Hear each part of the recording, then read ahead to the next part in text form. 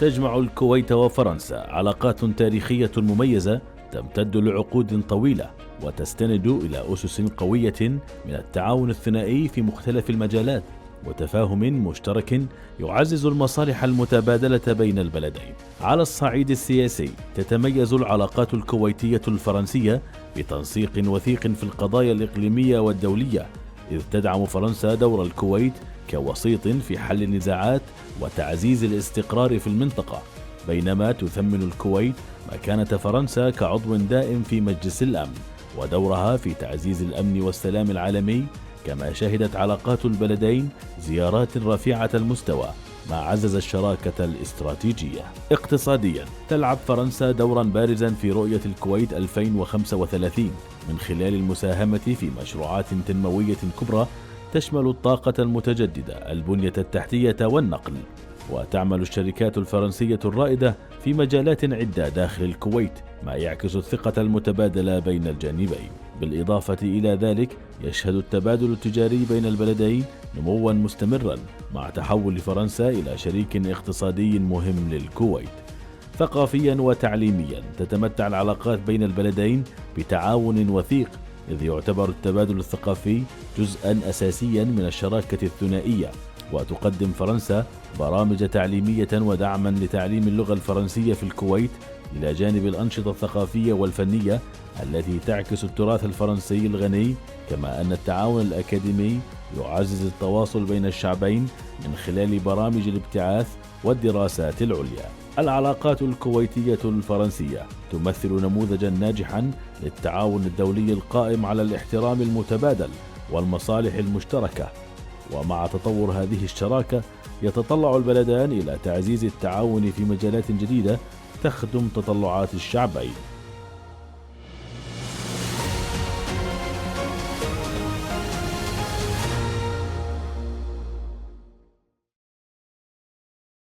أهلا بكم. اليوم ننزل ضيوفا هنا في منزل السفير الفرنسي لدى الكويت أوليفييه غوفان. على طاولة الحوار معه سوف نضع ملفات على رأسها العلاقات الكويتية الفرنسية التي تضرب جذورها في التاريخ، وسنسأله أيضا عن طبيعة العلاقة ما بين فرنسا ودول مجلس التعاون، وفوق ذلك سنستطلع منه وجهة نظر فرنسا فيما يحصل في غزة، لبنان، سوريا وفي الداخل الفرنسي أيضا. كل هذه المحاور نضعها على طاولة البحث مع ضيفنا سعادة السفير الفرنسي لدى الكويت أوليفييه غوفان، لكن بعد قليل.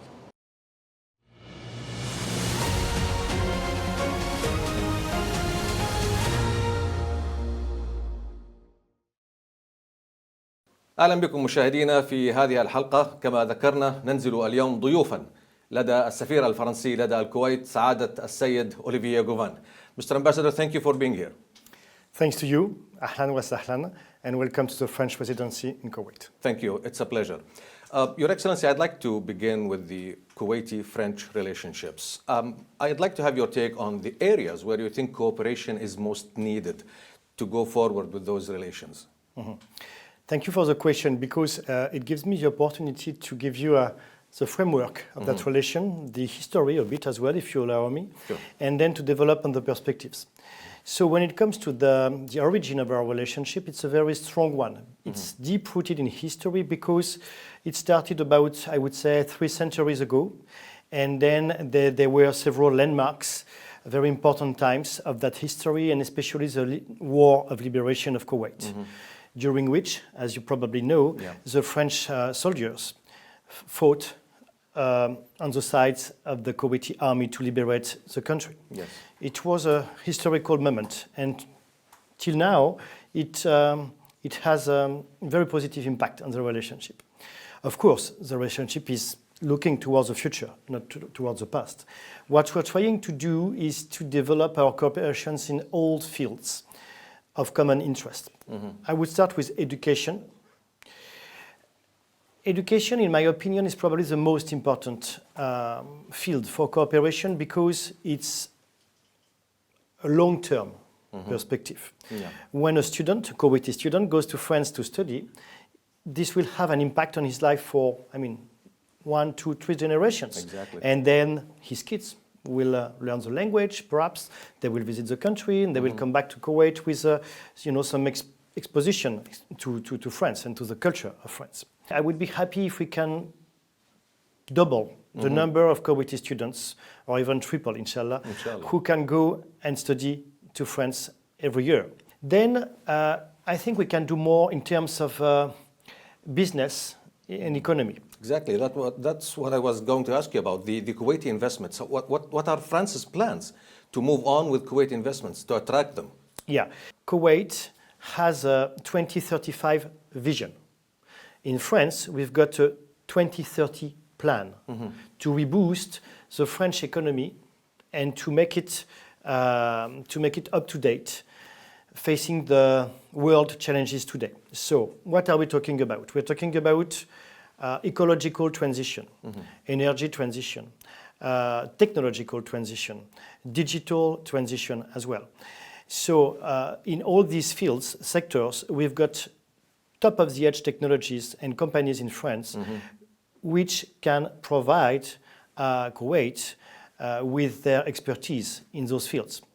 And I think that if we put into perspective those two plans, the Vision 2035 and France 2030, we can think about cross-investments, like cross-fertilization, bringing more French investments and expertise to Kuwait and more Kuwait investment from Kuwait to France. So there's an area, a space for a very rich, I think, cooperation. Looking forward towards the future. There is a third part that is not less important than those you mentioned, Your Excellency, which is the defensive cooperation.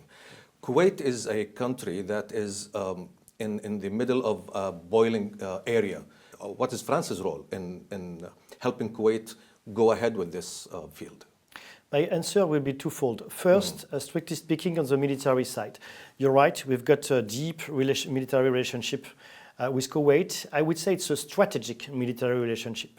What I mean is that Kuwait, as you said, is located in a very strategic part of the world, which is currently facing many challenges, turmoil, regional turmoil. So what we already have together, we've got a very solid, robust roadmap because it's based on a 1992 military, defense agreement. For France, it was the first agreement, I think, that we signed with a Gulf country. So 1992, just after the War of Liberation. And since then, we've been working very closely with the Kuwaiti military authorities in all fields. So what I mean is that our military relationship encompasses procurement, of course, but also high-level military exchanges and also common military drills, exercises. And sometimes very big ones. And I told you my answer will be twofold. So first part, strictly speaking, the military.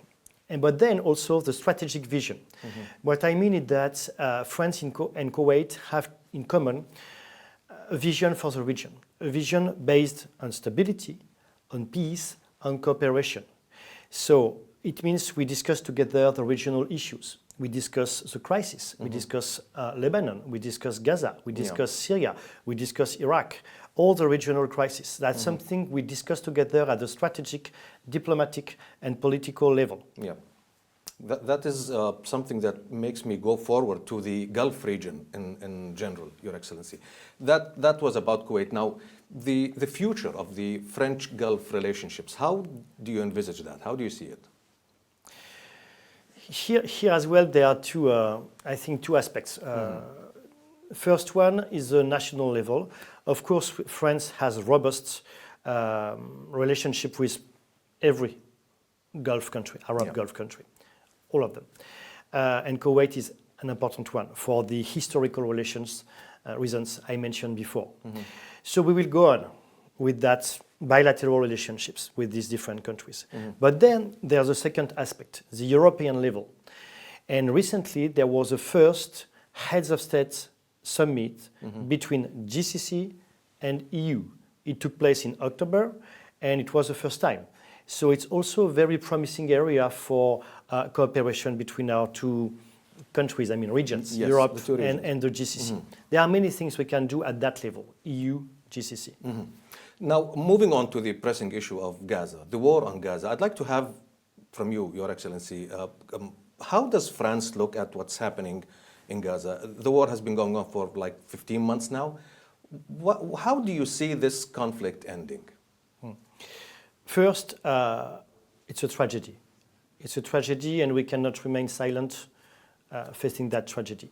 That's why France has been calling repeatedly with Kuwait, with other countries, yes, United States and others, for a ceasefire. What we ask today is an immediate and lasting ceasefire, because there's such a humanitarian need for that. This is a top emergency. Then we need to work together to facilitate the delivery of the humanitarian assistance to the people of Gaza. It faces many obstacles. Then we also have to work closely with UNRWA, the United Nations Agency for Palestinian Refugees. And we ask the Israeli authorities to not criminalize UNRWA, because it's a crucial partner in the humanitarian assistance we can provide to the Palestinian people. And then it's very important we work together to facilitate a political solution. A political solution based on international United Nations Security Council resolutions, and basically a political solution which will permit the state of Palestine to live in peace side by side with the state of Israel. So you're calling for the two-state Two-state solution. That's what we're calling for. No. And in June, we will hold with the Saudis an international conference dedicated to this to a peaceful political solution to the crisis in Palestine, in Gaza. No. Now that, let's move on to Syria. Now that the Assad regime has collapsed, and now that there is a new era for Syria, what is the role that France is planning to play in the future of Syria? Just a few days ago, there was a mission, the first mission of French diplomats in more than 12 years to Syria. Because, as you probably know, we stopped our diplomatic relationships with the Syrian regime due to the terrible, horrible massacres that happened there. And so we had no relationship there. The embassy was closed. So for the first time in 12 years, a French diplomatic mission was there. Resumed its work normally? Not yet. Not yet. They raised the flag. This is a symbol. But then they had meetings with representatives of the transition authorities, Syrian transition authorities, but also with representatives of the civil society, minorities, cities, women, whatever. Because what we are emphasizing now is the need for a political transition, peaceful political transition into Syria as well, a transition that will include all components of the Syrian society. That transition should be based on United Nations Security Council resolutions, such as the 2254 resolution. So we are waiting to see the progress that will be made in that direction. And then, based on what will happen on the ground, from a political perspective and also from a security perspective, we will examine what kind of engagement we can have again in Syria. Yes. But the message, the most important message is France is standing side by side with the Syrian people and has been constantly for this terrible period they were going through. Yes.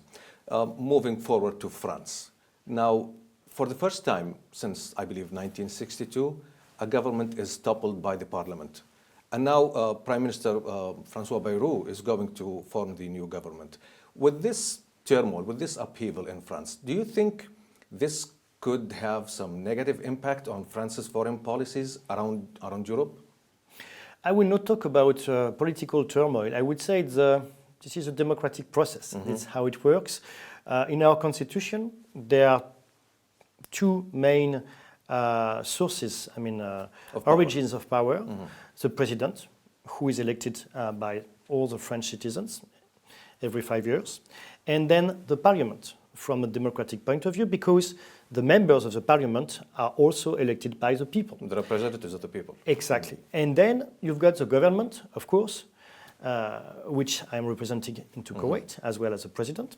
And that government is in charge of governing the country, of course, but also the relations with the parliament. So there's a specific relationship between the government, the president, and the parliament and the people. That's how the constitutional system works in France. Yes. So it's part of the democratic process. So, there's a constant, steady leadership of France. This is, of course, the president, who has been running France for about 7 years now. He was first elected in 2017. And as you know, in our system, the French president as well has specific prerogatives when it comes to the foreign policy. So he embodies the continuity of France through all different governments or elections. And then, of course, the government, the prime minister himself, has a very important role to play in that area. So Mr. Bayrou is my prime minister now, the prime minister of all French people, and he will lead the new government. And there will be also a French foreign minister who will be appointed and who will be in charge of implementing that policy. So I can reassure you, there's a perfect continuity of the French institutions and the French foreign policy. Okay. Now, I'd like to finish this political part with a question on President Donald Trump. Whenever Donald Trump handles something, there are a lot of question marks. Do you think this could affect France in any way? I mean, there is a problem now with Canada, for example. Do you think things are going to go smoothly between France and the United States with Donald Trump back in the White House? You know, the most important point is that US has always been a very close ally, and not only an ally, but a friend of France since the very beginning. You know, since Lafayette went to America and helped the American people to fight for their independence. That friendship has gone through a lot. We fought together 2 world wars. Exactly. And the Americans, and thanks to them, to their army, to their courageous, brave soldiers, helped us to preserve our sovereignty and our freedom. That's, something very important in our relationship. So it means that, whoever the American president is, we will put a very strong emphasis on our cooperation with him. So this is now Donald Trump, and we're eager to cooperate with him, to work with him. The French president was, I think, one of the first European leaders to congratulate him after his election. Yes. And as you know, President Trump was also in Paris for the Notre Dame opening ceremony. Yes. So it was also the opportunity for the 2 presidents to discuss together.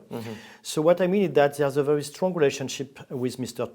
President Trump and also with America, and this will go on. Then, once said that, what is also important on the other side, on the French and European side, is to strengthen our sovereignty, our military, strategic, economic, technological capabilities, because we need, Europe as a whole needs to be more independent and to rely on its own forces. Exactly. That's what the French president, Mr. Macron, has been advocated for constantly for 7 years now, to build a common European defense, to build common technological capabilities in all fields. Yes. That's how we will be able to have, a partnership relationship. So we can't help but be optimistic. I'm going to have a little bit of a break with you, Your Excellency, and then we'll be back with a lot of friendlier things to talk about.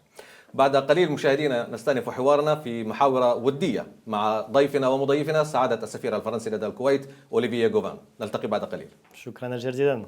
حياك الله.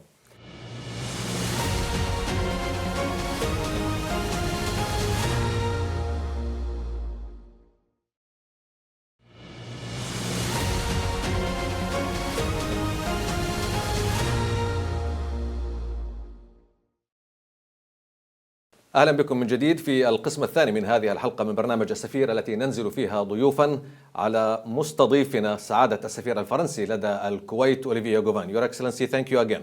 شكرا. You've been a political advisor in 2 opposing nations, Tehran and Washington, like 2 different countries, 2 different things. How did that add up to your expertise as a political advisor, working in two very contradictory atmospheres? Thank you for raising that, because these two experiences were for me extremely important, extremely important in my professional and personal life as well. From the professional point of view, I would say they've got something in common as for diplomats. Both of them are raising very important strategic international affairs. So being a diplomat in Washington and being a diplomat in Tehran is challenging for different reasons, but challenging from a professional perspective because you have a lot at stake. When I was diplomatic advisor at the French embassy in Tehran, I was notably in charge of regional affairs, so Middle East, and nuclear issue. Wow. Meaning, proliferation issues and so on. So you're talking about very strategic issues. And in Washington, I was also in charge of the Middle East. I was a Middle East correspondent at the French embassy. And the core of the events. Exactly. And I also spent 1 year at the American State Department as an exchange diplomat, also on the Middle East. So, there's some kind of continuity despite the opposition you mentioned.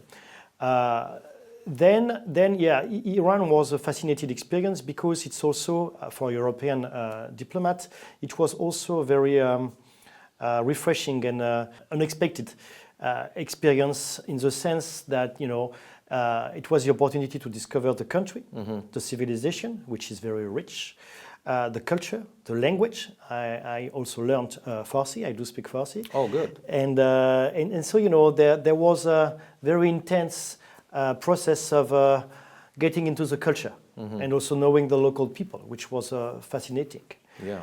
And America was, Washington, D.C. especially for me was incredible, even from a personal point of view, because it was so easy. American people, as you know, are very easygoing people, and it was very easy to establish contacts and to build a relationship with them. And Now, this is your first ambassadorial role. And in a previous meeting with you, Your Excellency, you told me that you wanted Kuwait to be your first station as an ambassador. Why did you choose Kuwait?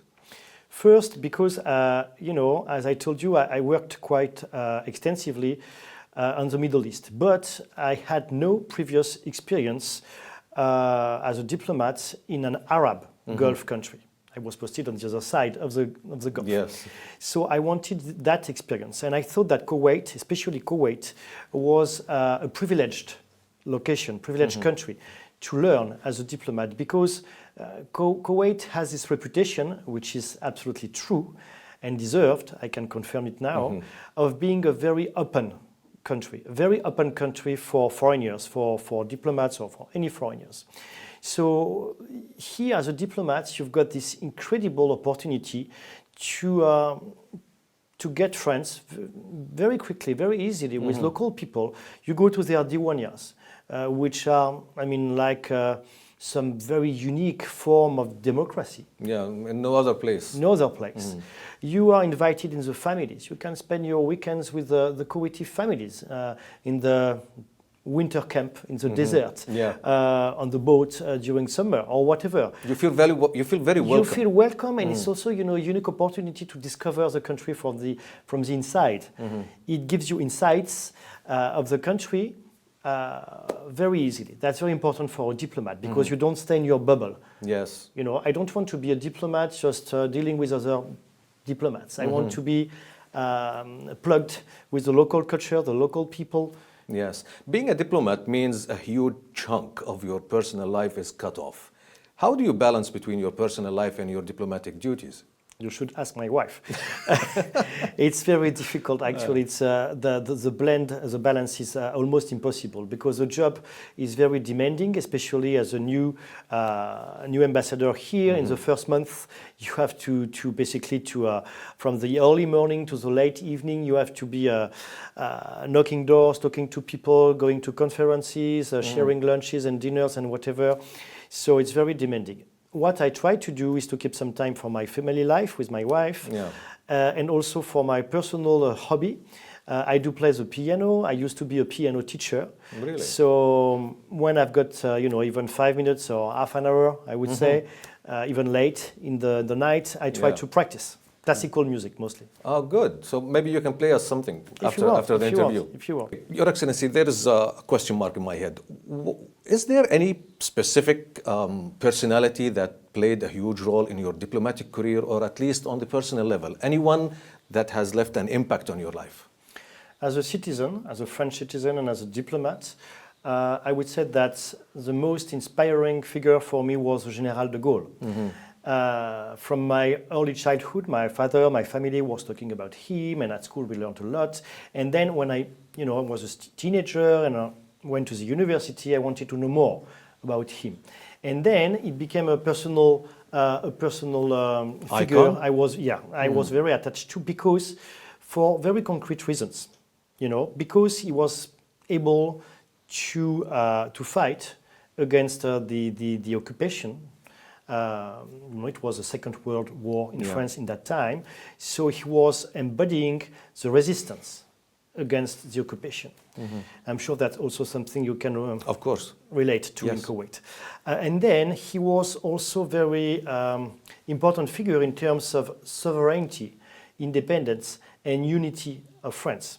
So it was not only about resisting, it was also about building together as a nation, as an independent and sovereign nation, the future.